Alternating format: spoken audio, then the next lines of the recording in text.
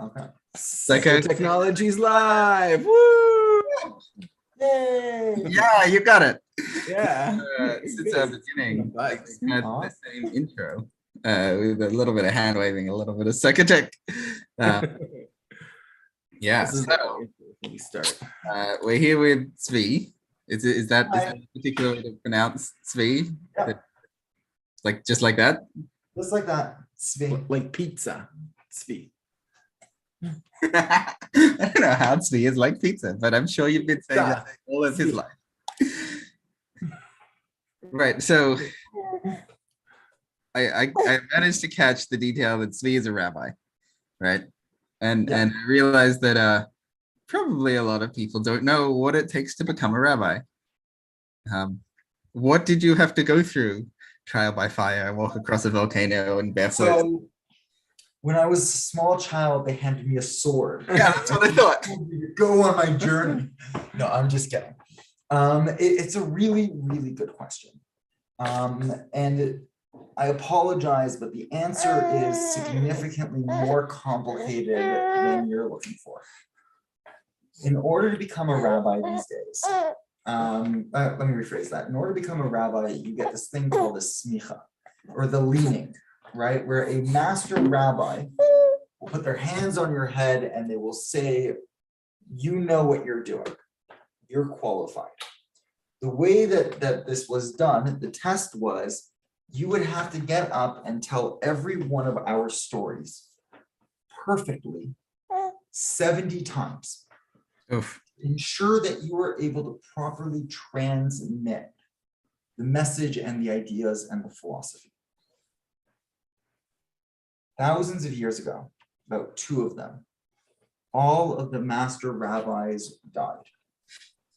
And this idea of smicha was lost. And this master rabbi piece was then done. For generations, actually, the term rabbi fell out of disuse. And then we re-picked it up, and there are now rabbis, and we then picked it up again. About 1910s, there was a individual whose name was the Chafetz Chaim, Rabbi Yisrael Meir Kagan. He was considered one of the greatest rabbis of the generation. He lived in Radin, Poland, and he wanted to become the chief rabbi of the city of Radin. And he was hands down one of the greatest rabbis of the generation. And he went to become a rabbi, except the city would not let him be a rabbi because he did not have certification. So he went to the other greatest rabbi of the generation, whose name was Rav Chanan Wasserman. And he told this rabbi the problem, and Rav Chanan Wasserman said, I'd love to help you, but I have the same problem. I don't have a rabbi certification. And these were hands down, everyone in the generation agreed they were the experts. So they sat there and they wrote each other a rabbi certification, and each of them now hung it on their wall. That is definitely how it happens today if you want many different types of qualification. In many qualifications, that's how it happens today. Now, that's one piece of the puzzle. There's another piece of the puzzle.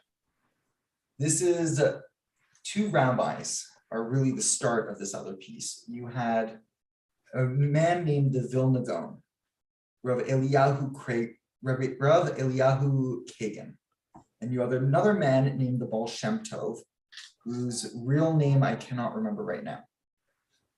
They lived, I think, 1700s, and they had a debate, a fundamental philosophy on what is the most important ideas in Judaism. And you had Rabbi Eliyahu Kramer, who was arguing, the Vilna Gaon, he was arguing it was all about intellectual discourse. It was about logic, it was about dissecting texts, it was about trying to understand the fundamental true nature of the universe. And the other rabbi, his name Baal Shem Tov, said no. It was about creating a true emotional connection with yourself, with God, and with the universe as a whole. I use the term God in a colloquial sense, understanding that there's a lot of weight and complications, and I imagine that if you have a definition of this word, it is not how I'm using it, because the word as I use is too complicated to properly define. But they had a debate between the intellect and the emotional. And they moved on. And they had children and they had grandchildren. In the Baal Shem Tov's community, the rabbi was that emotional, spiritual leader. Nobody was arguing that he was the most intellectual individual that was in the community. He was incredibly intellectual. There's no doubt about it. They were brilliant scholars. But their real focus was the job of that emotional connection, right? Help guide people emotionally. Today, that community is now called the Hasidic world, or Hasidim, right? They're the ones with the fuzzy hats and the curly sideburns. The other group are now called Haredim. The rabbi was the most intellectual individual in the community. And what's really cool was each community would look at the strengths of their community and would point out the weaknesses in the other person's community.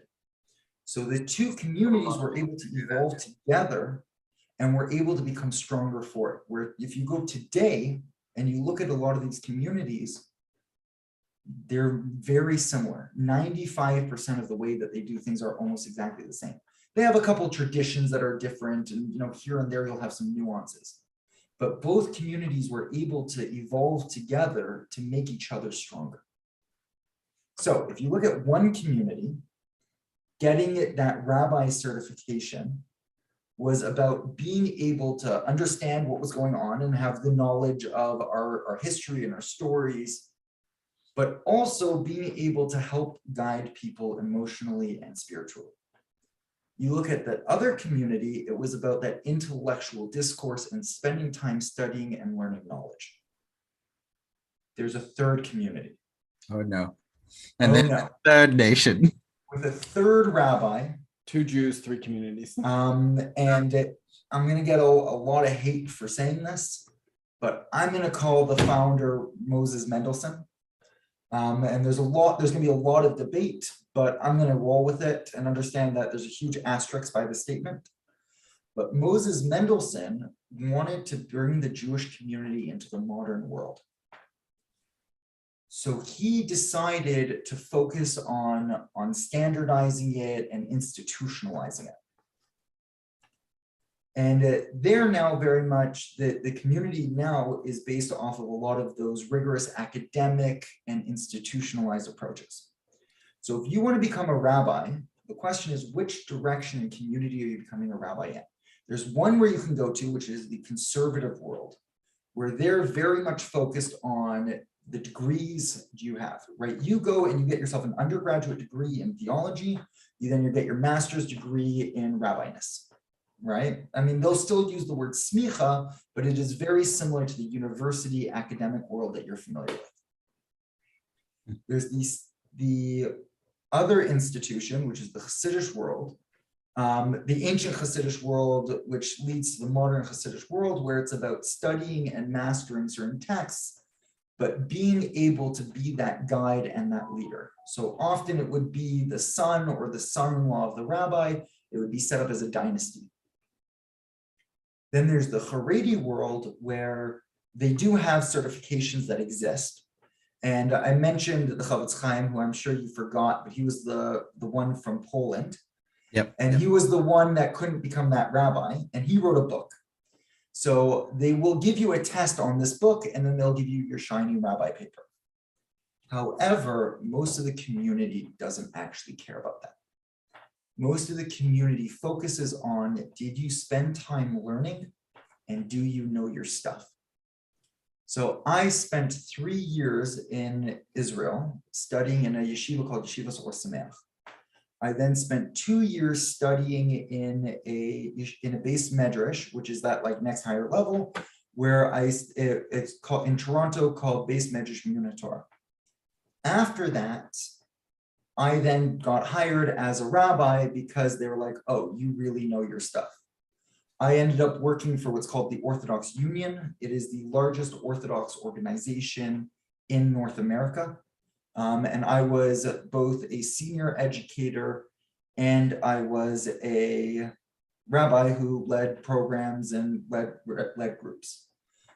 In the conservative world, the one who was the Moses Mendelssohn one, I acted as a rabbi there as well in their summer camps. And in the non-denominational world, I act as a rabbi as well. And I did a very short stint, like 3 weeks as a rabbi in the Hasidic world, which was very interesting. So giving you this context, you asked me the question of what does it take to become a rabbi? I'm going to say it depends which world you're talking about. And I have been involved across all of them, which is very exciting for me. Like how I asked what I thought was a simple question and I got there's 3 different. I'd like to be clear. I am simplifying it. I'm sure there's more like answer. This is the simple answer. So did they teach you how to tell stories as well, or you already had that?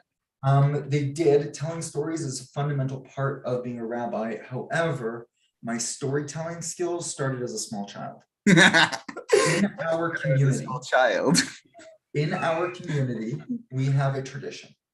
Every Friday night, we sit and we have a family dinner. This is across all the Jewish world. A small child gets up and it's his job to share words of Torah, words of wisdom with the table. Now, when you're in grade 1, often it looks like you sitting on your dad's lap and then your dad reading a sheet that the teacher handed you to give to you.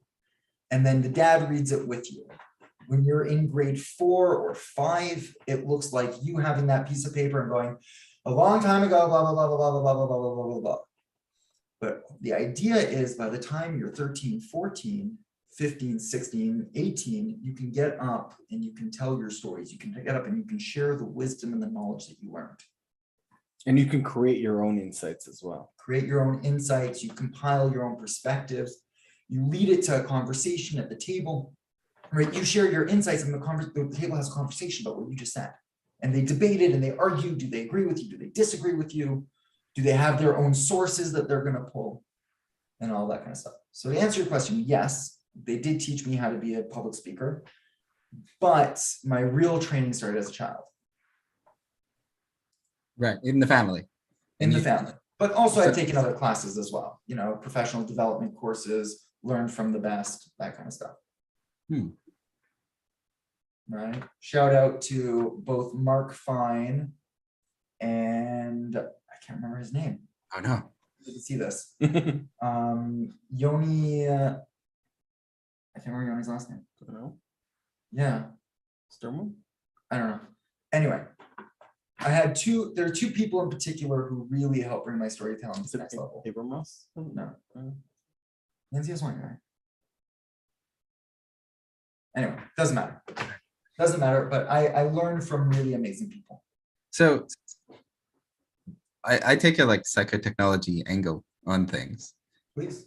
How do you tell a good story? What are the keys to, what do you, like, I'm more interested in right now live. Like I can get you to tell a story of all the stories you know, but I'm interested in the story of making a story and doing it live.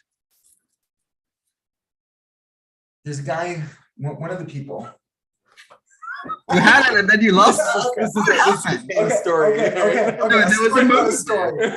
Okay, there's a guy I know. There was a moment there where you were lost and then you looked into the void of nothing and you were like, and then you jump back into a story. So one thing to be aware of is for the past 2,500 years, my people have always taught lessons through telling stories. Right. That's how we teach a lesson. If I stand here and I tell you a bunch of facts, you're gonna go in one ear, they're gonna go out the other. The story is a way for you to connect and you to feel engaged and you to be a part of it. One of the people who I learned from, his name was Rabbi Israel Lashak. He used to get up and he would. You're doing the story again. Am I doing too many names? No, Okay. and it's not the name. I know. No, it's not the names. It's that you've like moved into story, like you move, I he's hear- like, I hear- what's okay. that like? And he's trying to get like Okay, the void, the okay, experience. the way that I tell a story, the sorry, sphinx. the way I tell a story Yeah. is I will sit and I will research the topic I want to talk about. And I will get up and tell the story without knowing what the story is going to be. All I know is the topic. Hmm. And then I get up and I'm wanting to share the topic with you. But I ask myself a question. If I am sitting in your seat, if I'm Elliot, why do I want to listen to what Tzvi has to say? Right? Why do you give a shit what I'm saying? And I'm trying to answer that question. Right? What do I need to do to ensure that you, Elliot, actually want to listen to me? I have an idea I want to share. Right? I mean, sometimes I tell stories just because I like rambling. But does that kind of answer your question or not even close? Not even close. Not even close? I'm like, so there's this idea in improv theater, improvisational comedy of like you have two people on a stage and they're like, the party, how was that party last weekend? And the second person's like, yeah, it was a great party. And the first one's an improv, they're sort of making it up on the spot. And the first one's like, yeah, there was a lot of drunk people at the party. And the second one is like, yeah, all those animals too. And so you're watching these two people on stage going like, talking about not even the party. The party's not happening on stage. The party is happening in the like, they're making it up and in the past. And there's a way in which we can tell a story that is off stage, and like sometimes stories have this quality of not being here now, and sometimes they have this quality of being here now, like this is the story right now. And so when I asked you the question, how do you tell stories, you kind of still told the like off stage story, and I'm like, no, I want the on stage story. I want you How here. do I tell stories? Okay, the way I tell stories is I try to figure out what emotion I'm trying to convey. And then I match my speech pattern to that emotion. So if I'm trying to convey something with a depth of history, I'll often slow down my speech, right? If I'm trying to convey the idea of going forward in the future, often I'll speed up.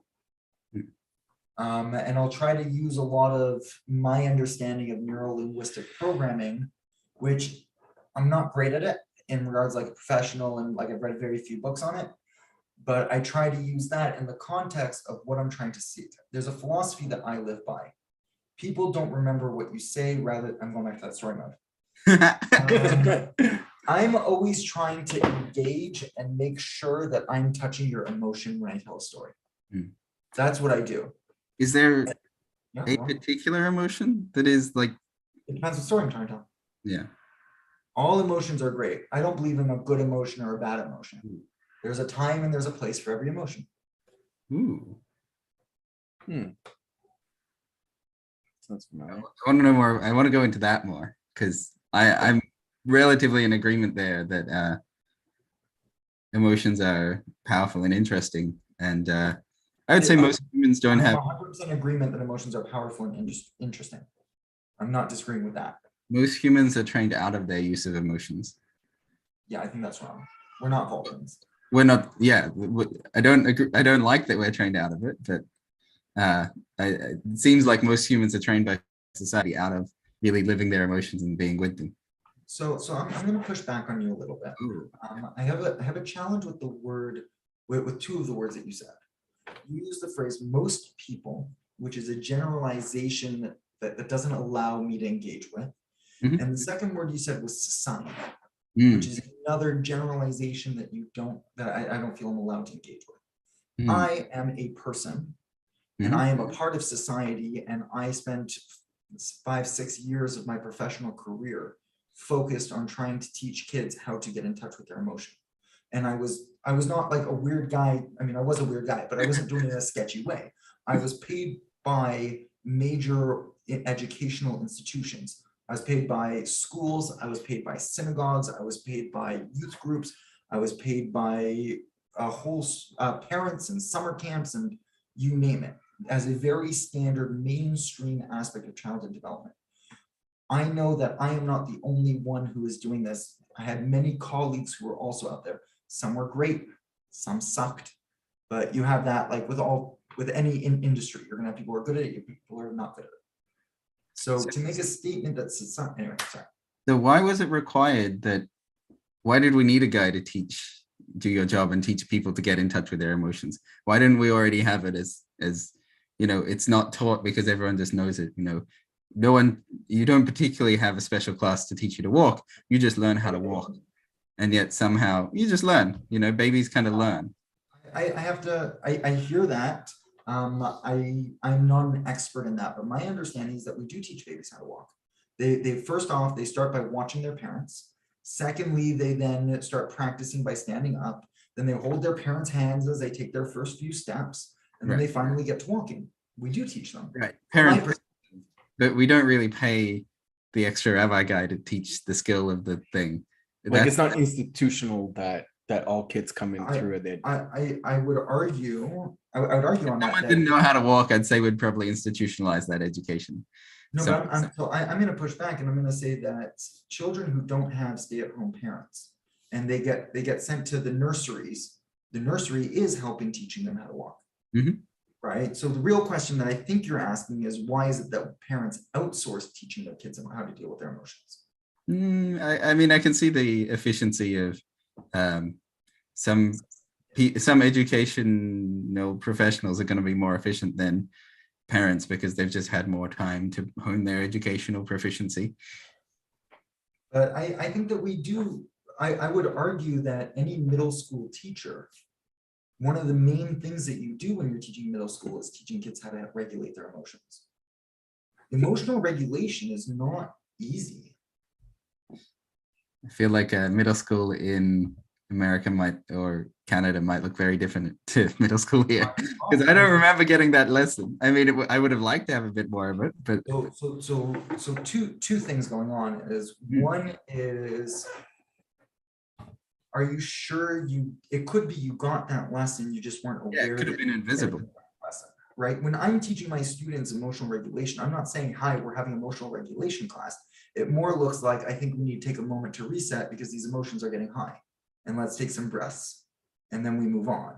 And so it's more like integrated within the system or within the other larger picture, the other thing that you're trying to teach versus a class in and of itself. Mm. And we do classes in of itself as well, but depending on the conversation that we're having, because we've shifted it from what I did as a rabbi to what schools do in general.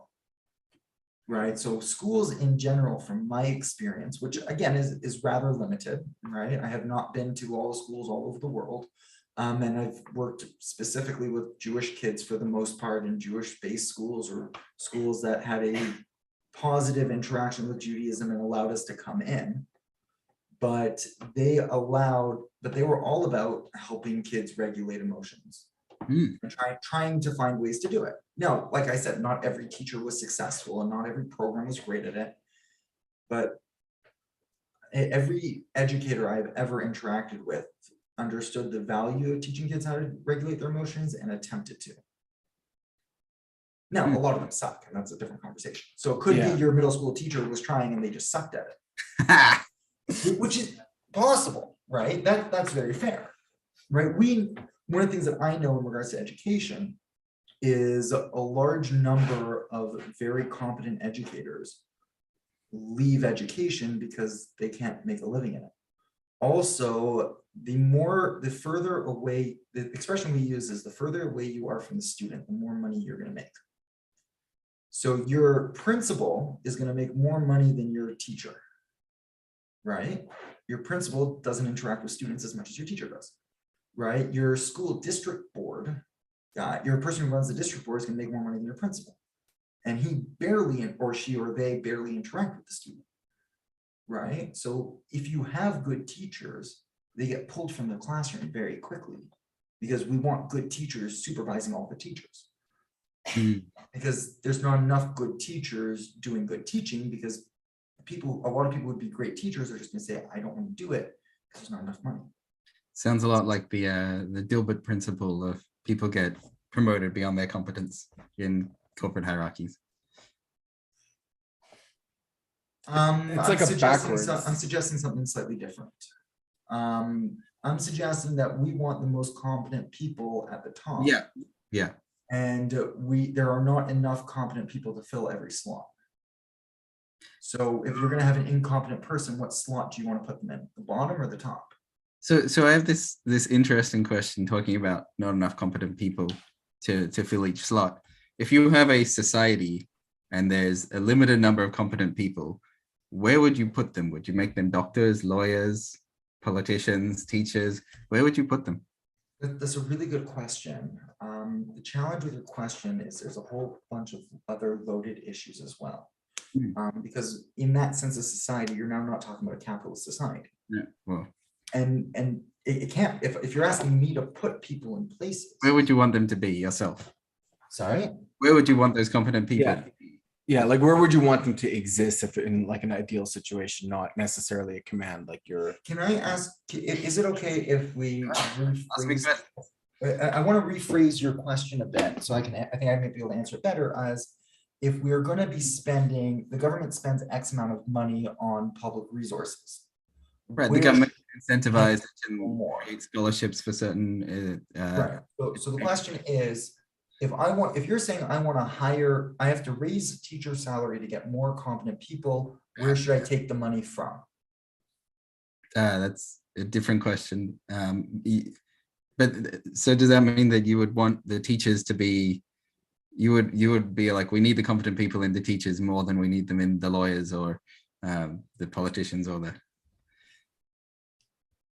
I apologize. I'm finding your question a little bit too esoteric and not in a way I can feasibly understand without turning over the entire societal structure that we have. Which I'm okay to want to turn over the entire societal structure we have, but then we have to have a conversation of how are we doing that and what does that practically look like? Yeah, I think what you're saying is like there's a system that already exists, and like the question that Elliot you're asking seems to be like beyond that system. Yeah, it would break our system completely. And if you're gonna then answer that question, I have to understand what system I'm working in. It's a little analytical. It's a big question. Yeah. But to be fair, like the question of like if you had 3 wishes, what would you wish for? Also does that, but I think people do understand what you mean. Well, what you're trying to get. No, because he's saying he's saying which segment of the population should I take, which number of jobs should I take away from one place to move to teachers? Wait, if you think it should move to teachers, maybe you're like, I think all of our politicians are incompetent, and what we really need is highly competent, highly moral people to move into the political sphere. Yeah, if you had 10 competent people that would do whatever you said, go to whatever industry you could trust very highly. They could train universally in any skill. Like you could direct them. Like, would you want more teachers? Would you want more? Like there are people listening to this podcast, and some of those people might be competent. Where would you want them to go? For society shaping. How's that for grounding? More rabbis, he says. I think we should ask all our guests this question. And this is so now you're talking. We're really I feel in this conversation there are 3 countries being represented. There's Australia, there's Canada, and there's America, right? Mm-hmm. And I think we have to like really be focused on which country are we talking about. But I would say that one of the largest challenges that my country is Canada faces, and that I think America faces as well, is that people don't understand how to and what they are voting for. And I think that if we solved the voting problem, we were able to get a significantly higher voter turnout rate, and we had voters who were really understanding what they were voting for and who the people are, that would solve a host of our other problems. I know that I had some friends who they were getting very involved in the Black Lives Matter protests, and they were getting involved in the riots. And I don't want to make a comment on the protests or the riots themselves. That's not the conversation we're having. The conversation I'm having is this individual, when I sat down and talked to them, they told me that they had not voted in the municipal election. And they told me that they had not voted and they didn't even know who was running in all the various seats that they were allowed to vote in. And they didn't even know who, like they weren't even able to list all the positions that they were allowed to have a say in. And now they're getting to the streets and they're saying to the city, you're running the city wrong, you're running the city badly. Except they didn't even bother to vote. Now, there's a whole other issue of voter suppression, which is a part of this, right? People felt like they cannot, their vote doesn't matter, right? You have various things happening to make We have a voting. disenfranchised society. We stopped listening to a lot of our society. Right, but I'm a firm believer that the votes are the way to go. I think with the advent of the internet, with things like Twitter and TikTok and Facebook, Instagram, LinkedIn, the whole 9 yards, that while yes, super PACs exist, and yes, there's a large advantage to having a lot of money, at the end of the day, if everybody's aware that it is our votes that are doing it, that we, the people, are the government, we're the ones deciding who's in charge, then we would be able to solve a lot of the problem. And I think that there's a lot of money that goes into making sure that people don't think that their vote matters. And there's a lot of money going into making sure that some people cannot vote. And I think that is really where we need to start solving the problem.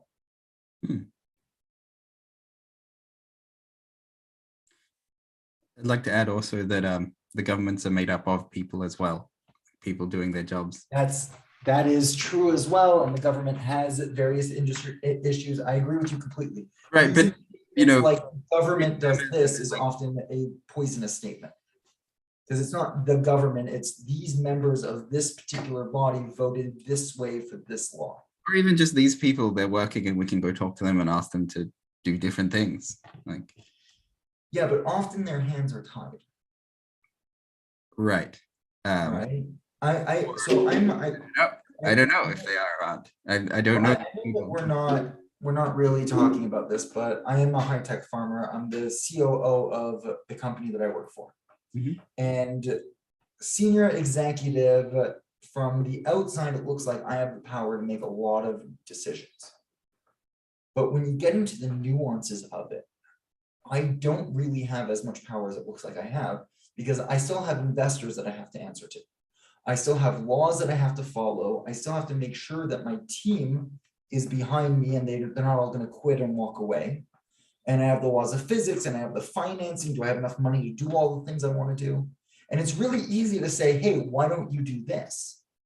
But the problem is there's a whole bunch of strings that are pulling me and turning me into a puppet. Now, I think that I'm great and I can use those strings and be the master puppet, but I'm still constrained by all the pieces. So to say that this politician can just go and do this is often not accurate. I read an article once, which I can't remember the source of, and I could be wrong, but there was a CEO that wanted to raise the wages of all of the staff, and they gave everybody a large raise. Then the CEO got sued and fired by the shareholders because he had a fiduciary responsibility to give the shareholders as much money as they could. And he was like, I'm just trying to help my workers. And he got both fired and sued. And I don't know what strings each of these politicians have to hold, but I can imagine it's probably way more complicated than the ones I do. So we've entered into puppet and string universe. We are puppet and string universe. That's right. The way it works. We're all different people who are trying to find a way to work together. Look at this podcast. Right? This podcast, you have to make sure that you don't do anything to piss off Daniel, so he doesn't want to be part of it. And Daniel has to do stuff to make sure he doesn't piss off you. I should do. Daniel, you're stuck with me. I'm sorry. But he can piss you off, but at some point he can do some things that you'd be like, yeah, I don't want to be a part of this. And eventually I'd be like, okay, I'm out, you know? Right. Yeah. So there are strings. Now, your strings may be looser than my strings. My strings may be looser than our politicians' strings. Right? So I was gonna pose the question of what advice do you have for people in string universe to Vote. Vote. Vote. Number one piece of advice I have for anybody, vote. I Like, guess I was like, going towards that's it. Like, number one, basic, vote. Figure out every election you're legally allowed to vote in. Figure out everybody who's running, what are their platforms, and what are you getting behind? And vote.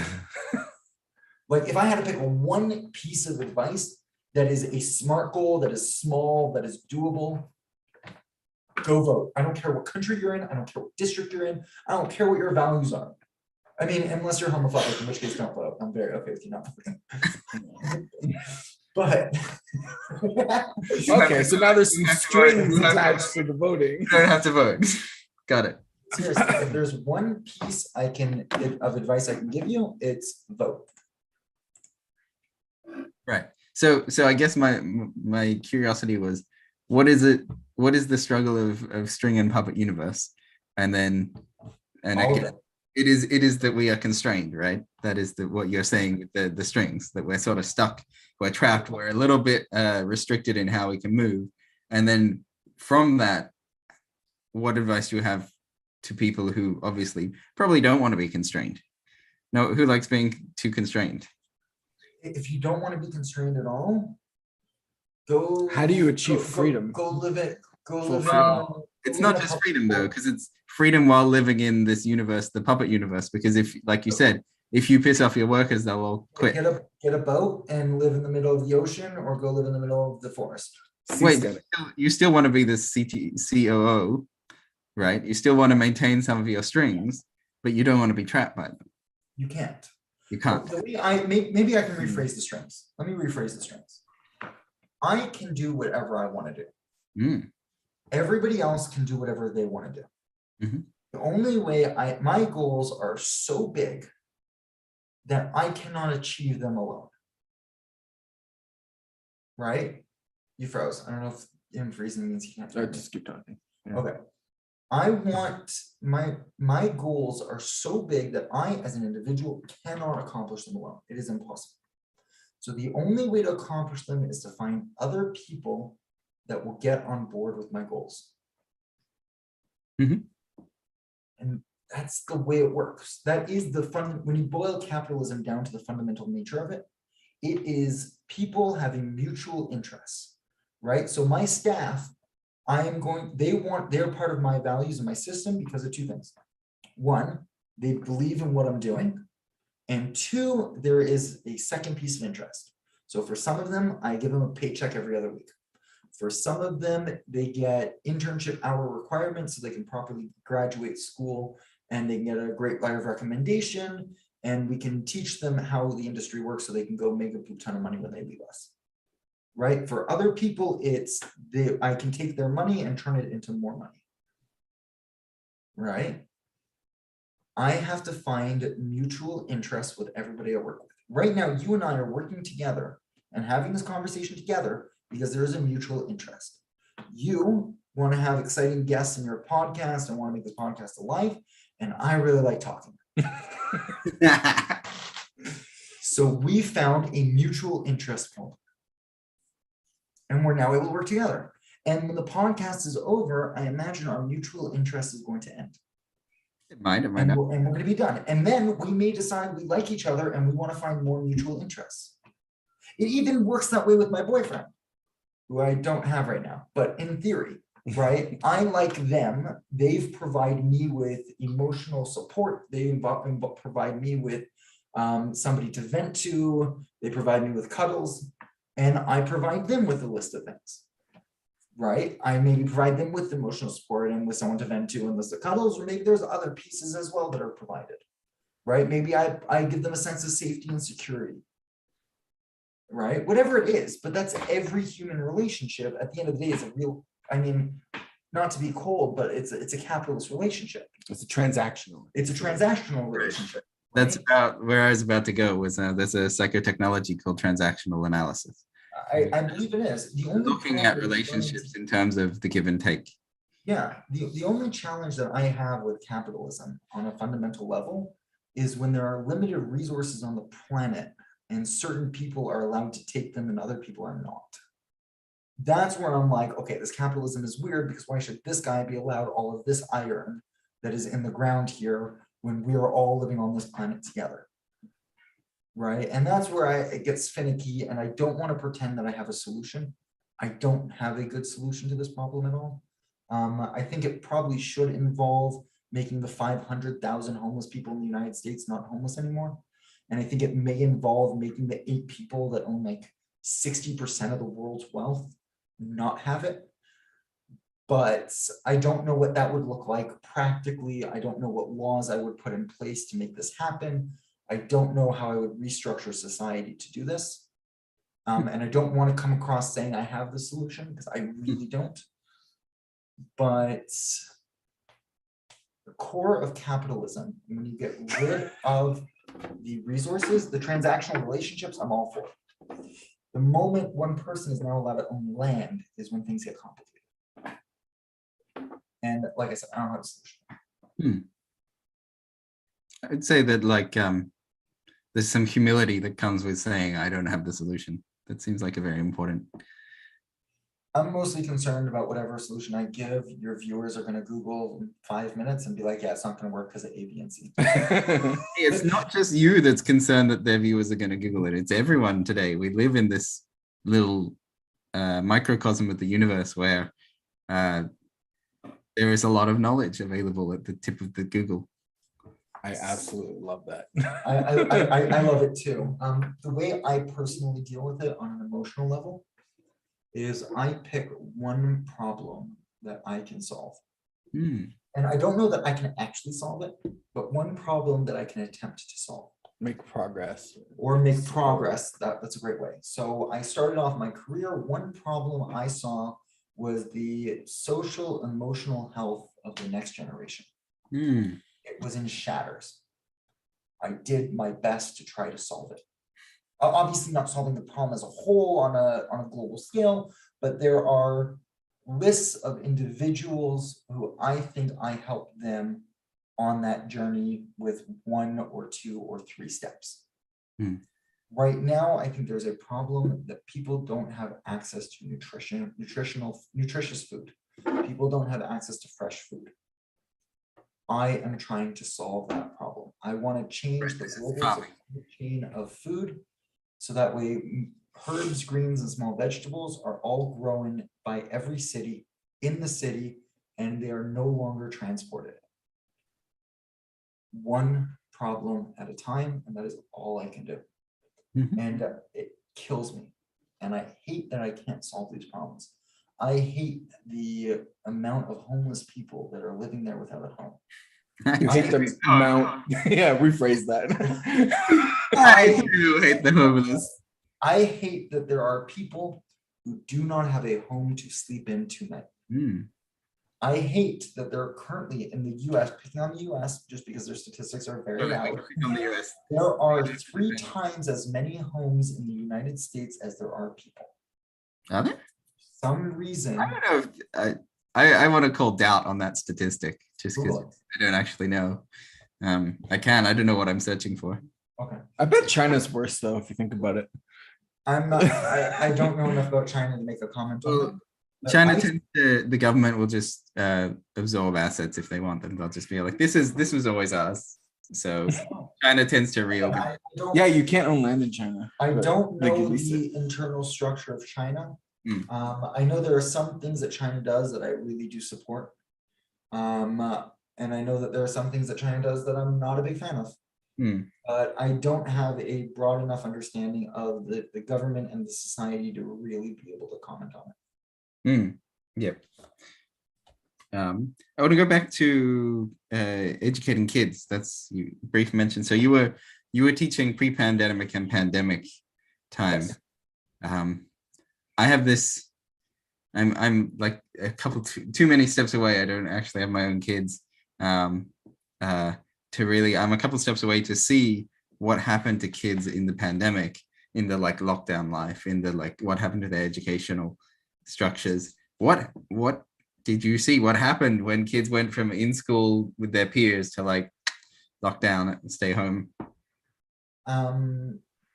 the simple answer to the simple Big question that you're asking. You're asking a really broad Ask big questions. is that from what I saw, everything got worse. Ah, Now, when we say kids, we have to really like what what kids age? are we defining? Are we Right, so what ages were you exposed to of kids? I was exposed from kids from really grade 5, 6 to grade 12. Right. And the way each of the groups handled it was slightly different, obviously. Talk about the kids in the pandemic. We really have to talk about them in the pre-pandemic. Kids in the pre-pandemic today, not today, pre-pandemic, we're dealing with the challenge. From what I saw, there was a large amount of social isolation. Kids were feeling alone. I would sit on a bus with 56 kids, and 50% of the kids, at least, would be feeling like they didn't have friends on that bus. That's a lot. It's a lot. It's And it was probably higher than that. like if I think of when I went through high school, I was a little bit myopic because I was, a teenager or whatever, but it looked like most of the kids in my year group had their own little social group, like a handful of kids that sort of stuck. I hear That's what it that. looked like. That is a huge shift. But that was a while ago. And Yeah, you think that it's now shifted in that period of time? Pre-COVID, that's less and less. Mm. The social groups that I've seen that existed outside of proper programs, like when you're on a school trip or in a youth group, then you have like these other groups. But the question is, of those kids hanging out outside, was significantly less, and usually, again, usually did not include more than 4 people. Your social groups are only 4 people. Again, there's exceptions, obviously. But like on average. But on average, when it did exist, it was at most 4 people. And again, on average, and it was rare that people were part of that. Is this like a technology effect? Like everyone's on their phone, so they don't make friends, or? No, I think that's a fundamental flaw in the system. Phones are very good, very helpful to make friends. If I had to pinpoint the problem, it's twofold. One is kids did have friends, but they didn't have the emotional skills to share that emotional vulnerability to tell the person, hey, are we friends? Right? When I would be interacting with these kids, right, often a statement that insult kids would use would be, you have no friends. And my first statement would always be, actually, I'm your friend, right? Just as like a F you to the bully kid, right? And then we would talk about it, we would go through it. And when I would talk to these kids who would talk about how they don't have any friends, and we would sit and we talk about the kids that are physically on the bus within 3-5 feet of them, and we would name kids individually, they'd be like, oh, I guess he's my friend. I guess I talked to him. But they didn't have the ability to have that emotional conversation. And a lot of what I would do is like, I would sit there with a group of these kids. And I'd be like, you're friends, right?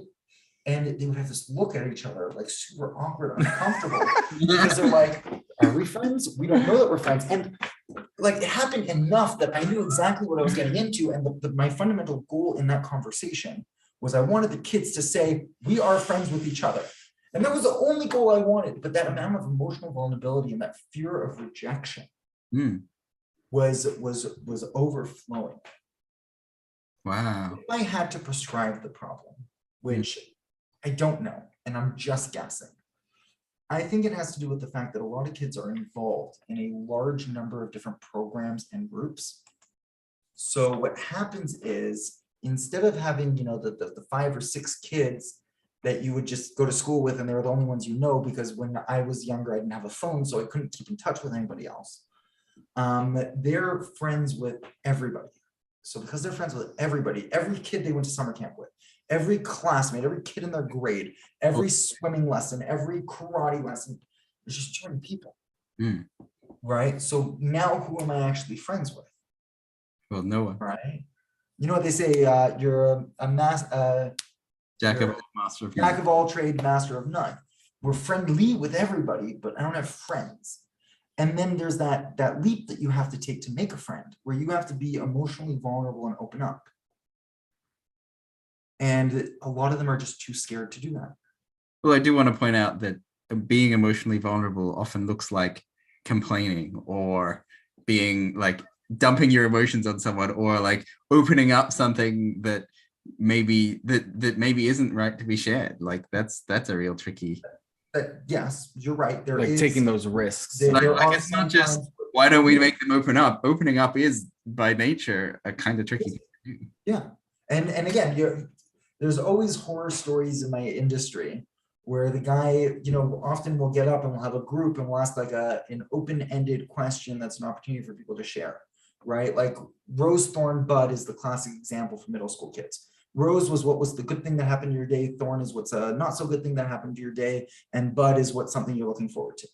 Yeah. Right. Yeah. And it's that opportunity for people to open up. And you always have the one guy who you've created that perfect emotional moment and your question was a little bit open-ended. And then everybody's talking about these serious, deep childhood traumas. And it is inappropriate in that moment. And the situation got out of control. And you're talking about where people are like oversharing things that they should not be sharing in certain settings. And that's something that we're trained on how to handle. And how do you, first off, what do you do to make sure that doesn't happen? And then second of all, what do you do when it does happen to properly de-escalate? Wait, what? For real? Because like for me, like I'm always looking for that.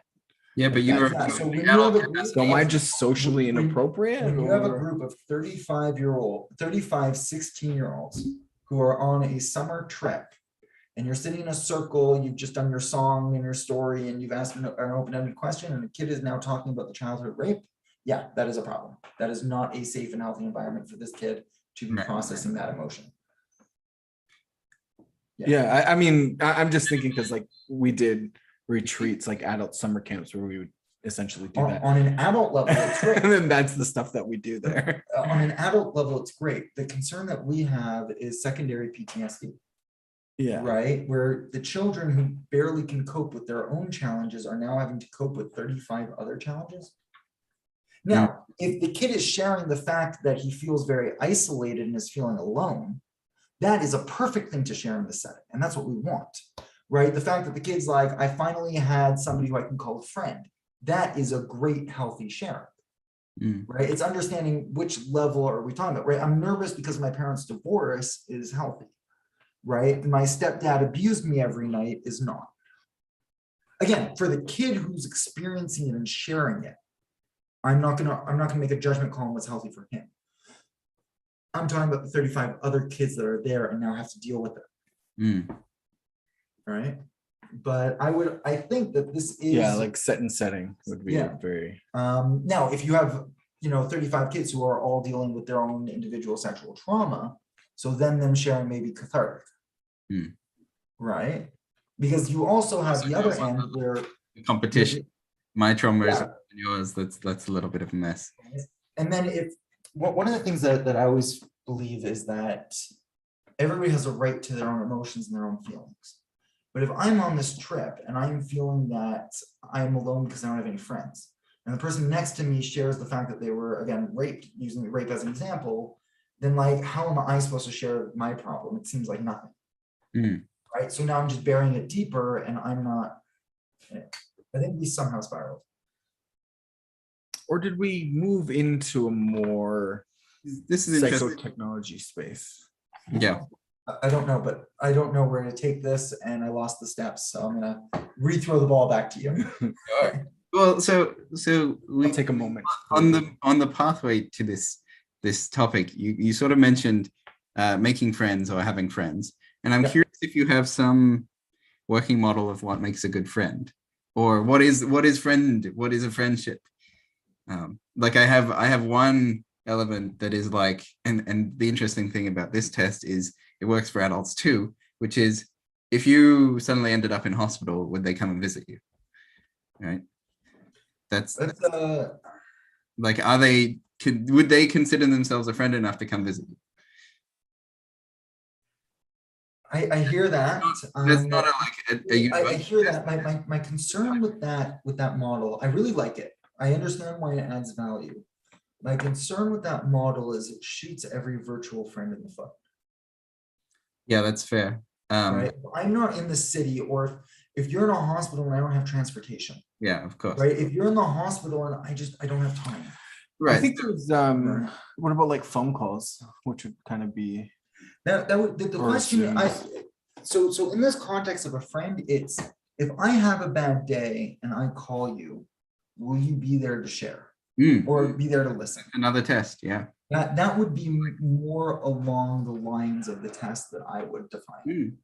Yeah, I would be all right with having like, here's a set of 20 sort of test questions of the quality of the friendship sort of thing.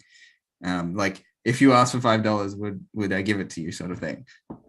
Right. The problem, the big, which friend's character are you? And then you the real go through- concern I have with your And this is test- like a point system, right? If you say yes to pretty much all of them, like, oh yes, I've done that sort of thing, like then it's a quality of friendship that has a diversity to it. Right. So my big concern with your test is that first off, it's in many ways, it's probably just ableist, but it's assuming that you have this, it assumes the person has a skill to be a friend, right? I'm very okay with being friends with people who don't have the skill on how to be a friend, and they have to learn it. Like everything else in life, you have to learn how to be a friend.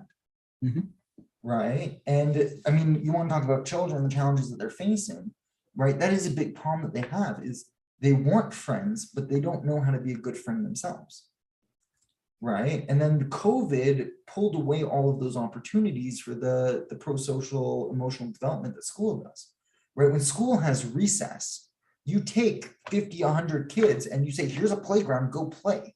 Right. That is a social bonding option where you're basically forcing them all to hang out together, and they're going to figure out this friendship piece, right? You have your color war where you teach them how to be part of a team.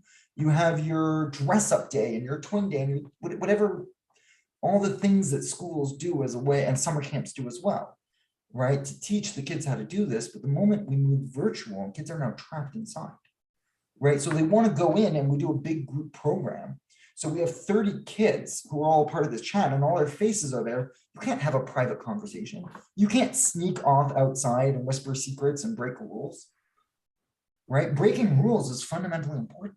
It's one of the, like, I usually have two kinds of students in my group. There's the students who I have to yell at for breaking the rules, and there's students I have to yell at to go break some rules, right? I remember I was leading a getaway, and I was talking to there's some students that you're closer with that you've worked with longer and some that you're less with. I made it very clear that sneaking out in the middle of the night was not okay. And it was unacceptable. It was zero tolerance. But if they did, they had to bring him. Right. Right? And it's like I want to make sure there's no misunderstanding. I don't want them to do it, right? Yeah, genuinely on all levels. If they're going to do it anyway, you have to include him. Right? Because this kid needs it. These other kids would benefit from him being there. Right? It's not that the kid was weird. It's just he didn't know anybody and he had trouble introducing himself. Right? And breaking rules, how many rules did you break as a kid? Right? It's a part of growing up and developing and learning how to be. Well, Stretching your independence. I would also say that there are some rules that are more important than others. I agree with that Try and completely. break the Too. rules of gravity and you'll find out what happens with a broken arm. I am not recommending our kids break the rules Right. of jumping off roofs. But, Right? but there's an important point here that learning which rules are okay to break and which rules are not is an important part of growing up. I agree with that completely. Yeah. Yeah. And when you moved everyone online, you've lost that. Right? Because all the rules and their structure is gone. Right? And let's be honest, most parents aren't great educators. Well, they're not supposed to be peers. They're supposed to be parents. They can occasionally No, I did a different statement. Most parents aren't great educators. educators. Right? The parent's job is to teach all of this stuff. Most parents suck at it. The responsibility is on the parent to teach all this stuff, I think, but not Right. necessarily the job. Right. So a lot of what I do as a rabbi is the parents are like, I want to teach my kid about their heritage and their culture. The problem is I'm not great at teaching it and I don't know a lot of the details, so I can't answer their questions. So they need to outsource it. And we're like, great, let's outsource it to me. And then we do some where I work with the kid one-on-one and some where I work with the kid and the parents, right? And we do both families focused programming and kid focused programming. I have a friend who runs a program here of fathers and sons. Yeah, Like it's super important. the Father, first, son programs, Boy Scouts is all about that, I think.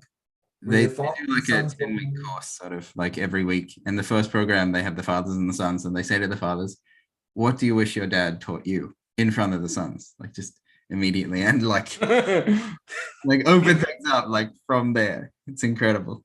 That's great. We used to have Just start at 10, move up. we used to have the fathers and sons write letters to each other, Mm. and then we would keep them, and we do like a 10-week program, and after 10 weeks we deliver the letters. Mm. That's so I had But I experience. really like your that idea of what do you wish your father taught you? Yeah. I have an interesting personal experience with the letter writing thing, because it happened a couple of different programs I went through, like write the letter, blah, blah, blah. Good I program. never had psychological safety to feel comfortable writing the letter. And it's only years and years and years later that I'm able to say, oh, I didn't have the psychological safety to write the letter. I was like, they're going to read the letter. I don't trust anyone. Like, I don't like you people who are making me write this stupid letter. This is really interesting. And that turned out to be like a huge transformational piece in my development that I needed to work out where my psychological safety was. We have a couple of ways that we handle that. There's several options. Option one is that the students always have the option for us to not read the letter. So if they want to just stick in a blank paper, we won't know. Right. Option number two is they can write the letter and we can destroy it. Mm. And option number three is they can write the letter to their dad. They can have us read it, but promise not to share it or send it to their dad. Right. So there's always a slew of various options that the students have and the children have as a way of being able to do this on the level that they are at. Mm. One of the things probably chosen a mix between no letter or a letter that gets like burned or whatever. some kids find it just writing the words out to be helpful. Right. One of the firm rules that I always had whenever I was allowed to, which sometimes even I as the teacher had my strings being pulled by other things as well, was I always was a firm believer that my classes had to be optional, that the student did not have to be there if they didn't want to. And it was a great rule when I was teaching high school. I told my students, 10% of your grade is participation. You have a choice. You can sit in the back of the room and watch Netflix on your phone with earphones, or you can sit at the table with us and talk and discuss and be a part of it. If you do either of these options, I will give you a 10% full grades for participation. But if you sit at the table and you're distracting and you're talking on your phone and all that kind of stuff, you'll lose your marks. And if you're sitting in the back of the classroom watching Netflix and you participate in the conversation, you'll also lose some of your marks. I never had a student spend the entire time watching Netflix in the back. At most I had was them spending about 10 to 20% of the class, at most. And I never had disruptions because the kids knew they didn't have to be there at the moment they didn't want to. Kid was having a bad moment, he was able to go out, take a break. And our conversation, because we didn't have the negative energy, our conversations were always exciting. And because our conversation was exciting, they're like, okay, I'd rather be a part of this. Right? Yeah, so Netflix is an interesting Phenomenon. I'm gonna go with coping mechanism, because everyone knows of the Netflix hole, right? You start watching Netflix and then 36 hours later you've finished whichever series you started and you're I get it. I went through Discovery in like 3 weeks. right. So there's it's like a Star Trek show, 4 seasons. It's really good. It's what I really want to be talking about now, but whatever. Right, but so everyone knows that it's there's right next to this so there's the black hole phenomena that like you wake up several hours later having watched quite a lot of Netflix going whoops, but then like right next to it is the like I just want to take a break and like I just want to tune out of my present reality for a short period of time and like maybe get some reset my capacity, get a little bit of space, down regulate whatever I'm going through by distraction, and then I can get back to life. But right, like on the border next to that one is like 17 hours. So the rabbi in me and the binge watching TV lover in me have opposing views to this. Ooh, okay. I would love to share both of them. I'm gonna start with that. Sure. So the broad question is, what is a healthy relationship with binge watching or something like that? So the rabbi in me teaches that everything that we do should be intentional and meaningful. So before I eat food, I take a moment to acknowledge where the food came from, to acknowledge the food in the wider range in the world. I maybe say a prayer on it, and I then appreciate that food. So me eating food isn't just me taking food and shoving it in my face. It's an intentional moment. I believe that I believe that every moment should be an intentional moment. You want to watch TV, that's fine. But you gotta answer the question, why do you want to watch TV? What are you hoping to get out of this? Needing to decompress is a real, reasonable, legitimate need that people have. Personally, I think that watching TV is not a great way to decompress for a whole host of reasons. But putting that aside, if you want to dedicate, I'm going to dedicate 3 hours tonight for me to decompress in front of the TV. I'm going to watch 4 episodes of my favorite show. Great. I think that is, again, I think TV in the same line as scrolling has the problem that I think that the bright lights and the fast movement is not a way to properly, center yourself and decompress, but I get it. And I'm not going to hate on anyone who does that. And binging, if you binge on purpose, so then I'm cool with it. If you're binging by accident, I think that's really a problem. If you find that you've binged a lot by accident, then I think that's really problematic. If you're like, I worked really hard this weekend and I want to spend my entire Saturday just watching TV, great. One of the things I used to tell my students is I want to help you achieve your goals. If your goal is to be a heroin addict living in your mom's basement, I'll help you with that. But my understanding is that nobody wants to be a heroin addict. Even heroin addicts don't want to be a heroin addict. It's something that they fall into. So if you're falling into the Netflix rabbit hole, I want to help you not. And I don't want you to. And I think that's terrible. I think that's awful. And I think that we should do everything we can to help stop people from doing that. But if somebody's saying, I want to do this, for whatever their reason may be, and they genuinely want to, and it's not, a cop out, so then I don't have an issue with it. Go for it. So I also have I have done a handful of times over my life. I've really needed to drop into the hole of binge watching, and I have something that feels more like a chrysalis, like a transformational, like I moth myself into a cocoon and then I spend several hours, and then the next day I emerge, or like later the 12 hours later, I emerge from my cocoon feeling a lot better and like I have transformed. And I've done that a few times. And I do want to put in the good word for that transformational journey of like cocooning into a series and then emerging out the other side being like, wow, I really enjoyed, like I've done it, Avatar: The Last Airbender. I did that a few times, like the whole, like just watch the whole series, and it takes maybe 12 to 15 hours to watch the whole series. So like, I have done this too, right? Right.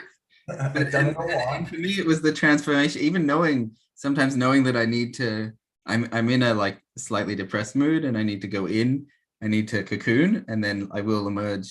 Like I have a whole day off. I'm not like missing anything by taking the day off, but I will emerge after.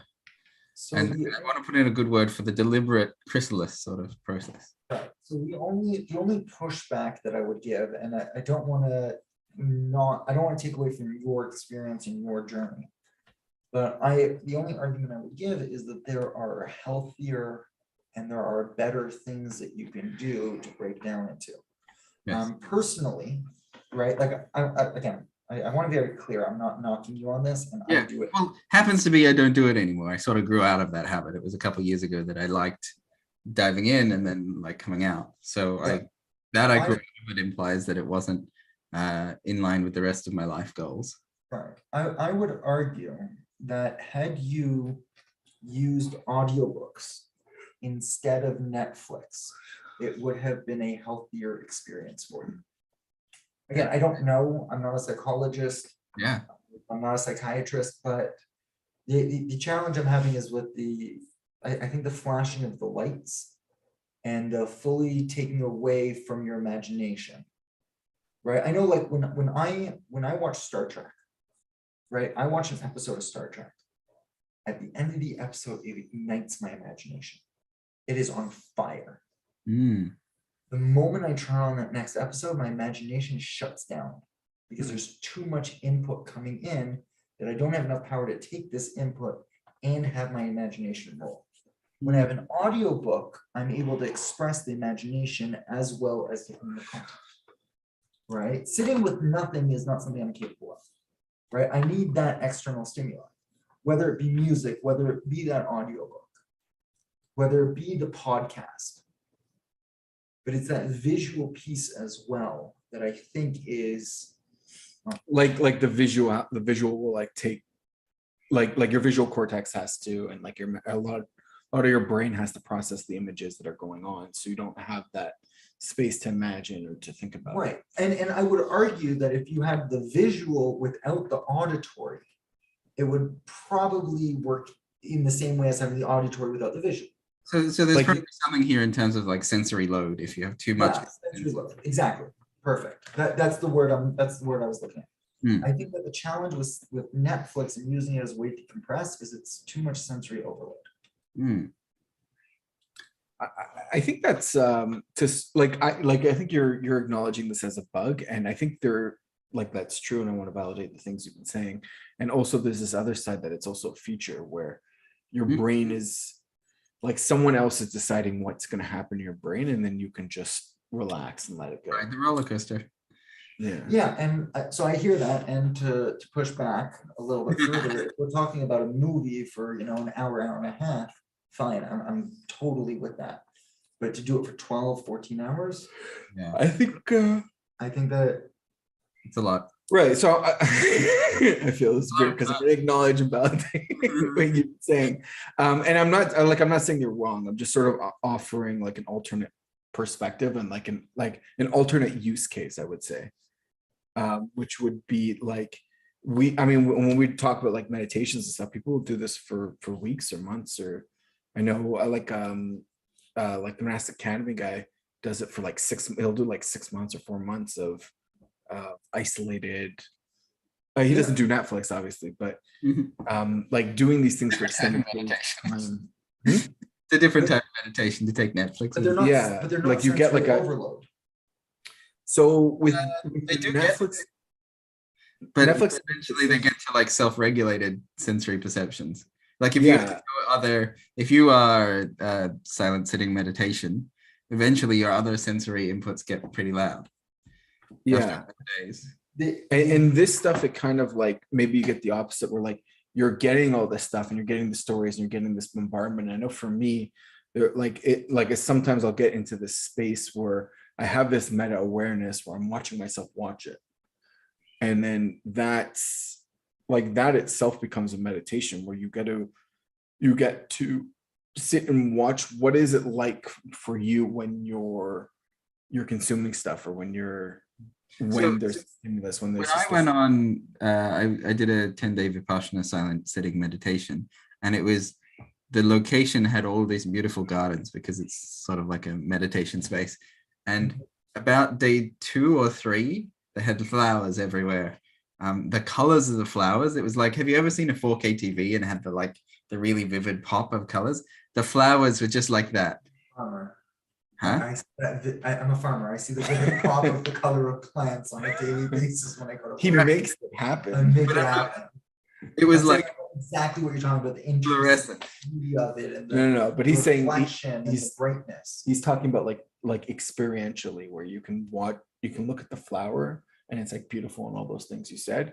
And then sometimes you're there and it pops, and it's not the flower that's different, it's you that's different. Oh, yeah. This I know was what you're referring to. sort of out of the ordinary, that the amount of pop that I was getting out of the plants and out of the various colors. And it was kind of because my mind had nothing else to do, because it was silent sitting, meditation, concentrating on the breath for hours and hours a day, and a good environment, a good container, and that sort of thing. But that's, you know, just the different sensory acuity that happens when I had nothing else to. Let me tell you, the food on that thing, it's made by volunteers, bless them, but God, it was boring. Like burnt toast. If you've never tasted the most vivid piece of burnt toast you've ever had, like, it was amazing, it was profound, and it was still burnt toast. I had a lot of fun with it, even though I was like laughing at myself about how silly it was. Right now are literally the opposite. Mm. It's sensory deprivation, that you're then using the separate sensory deprivation to help change and affect you. Right, I'm and saying the that was problem with causing Netflix Yeah, this is the that- opposite. I'm saying the problem with Netflix is sensory overload. Mm. I can't imagine that long extended periods of time of sensory overload is in any way good for you. Like, it could be I'm wrong, and I'm happy if research comes out and they tell me I'm wrong, but I can't imagine it's good for you. And I think that's the challenge with binge watching. I want to be very clear, I do binge watch, right? I like it's not that I'm saying don't, but I am saying don't do it, but I'm not judging anyone who does, right? But question is, would I be emotionally and mentally healthier if I cut this behavior out of my life? I think that's a question a lot of people could be asking themselves. Yeah, but I'm not a lot of people. I'm only myself. No, yeah. I only talk on behalf of me. We know someone that's a lot of people. I mean, I want to go back to you were talking about imagination, as you know, you said you watched your episode of Star Trek. Star Trek, really? Well, I wasn't sure. Wow. I thought you said Star Trek.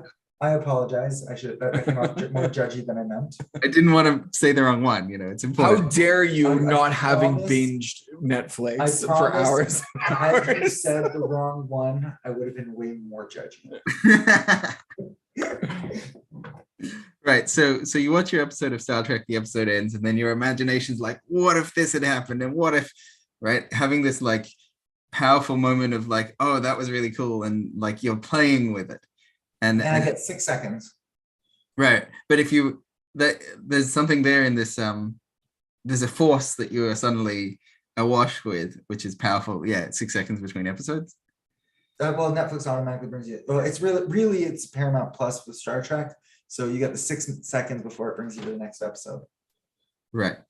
So you have this like powerful imagination force, and I'm interested in that I want to say the word energy very cautiously. That energy. That would be a very good word for it. And like So that's a beautiful, amazing energy that the moment the next episode comes on, I shut that down.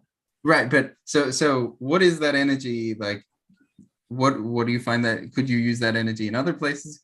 What Yeah, of course you can. Like what that same energy of the imagination is the same. I would argue it's that same energy I use when I tell a story. It's also the same energy I use when I'm in a corporate meeting trying to plan the future of my company. Right? That what are our strategic plans? What are the next 5, 7, 8 steps that I'm doing? It's similar to that energy that I have when I'm playing chess. I'm not a very good chess player. I want to be very clear. Like I'm not a great chess player at all.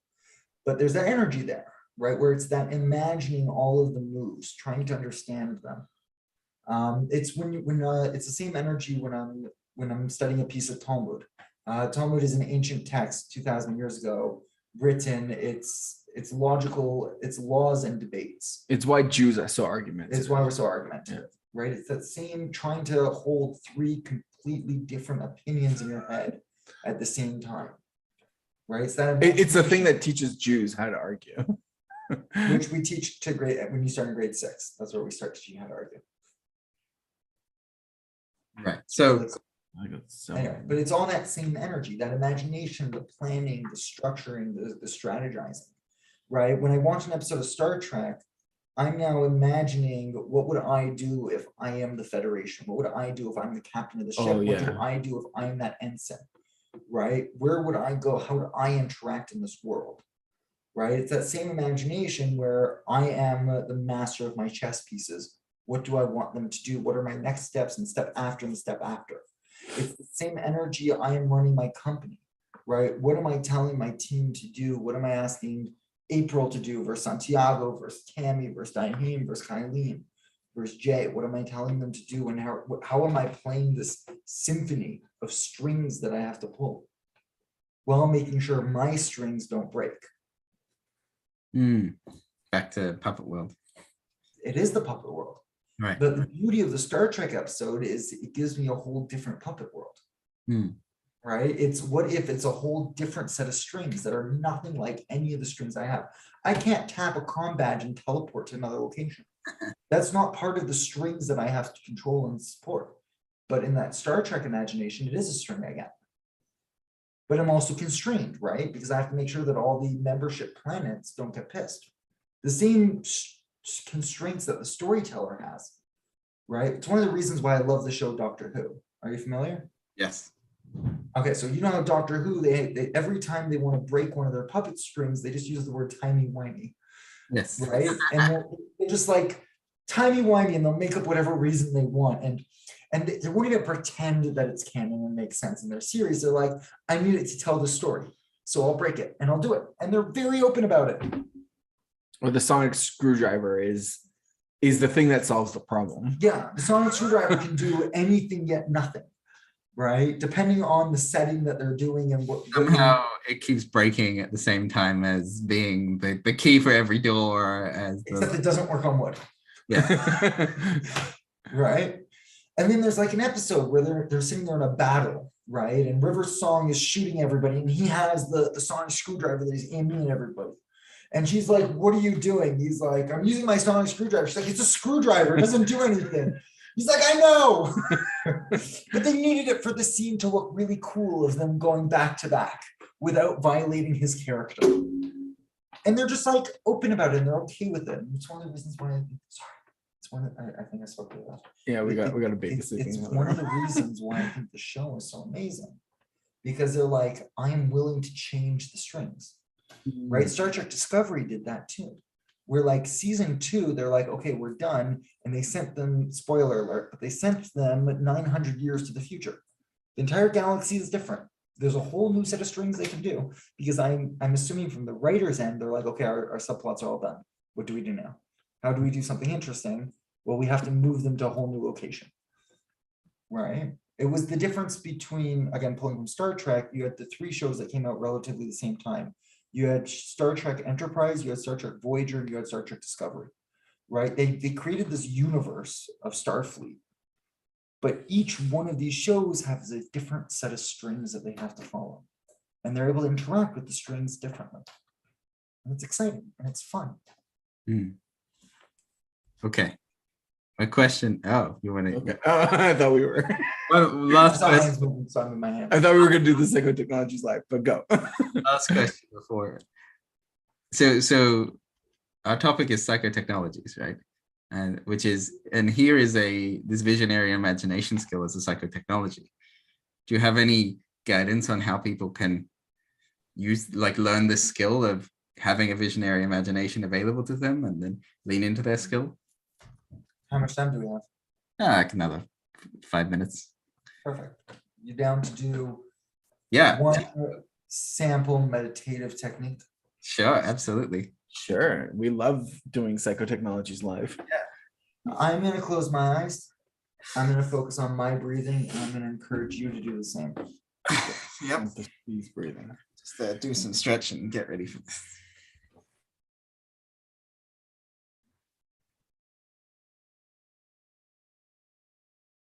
All right. I'm going to ask you to imagine a cube? Six-sided cube. What? I know a script that goes with a cube. And you just I think it's a different one. Which script do you know? what is it, like a cube, a horse, and a ladder or something? Yes, I love that one. Not This is not that one. This is not that one. Or like in the desert, or what is the sky like? There's a bunch This is of not that at all. We're just focusing cube. on Imagine a cube. Sorry. imagine. Okay. I want you to visualize the cube. What color is your cube? My cube is white. First color that came up was white. Awesome. It's not see-through, right? No, Okay. Your cube is not moving, correct? not moving. It is not You moving. want Okay.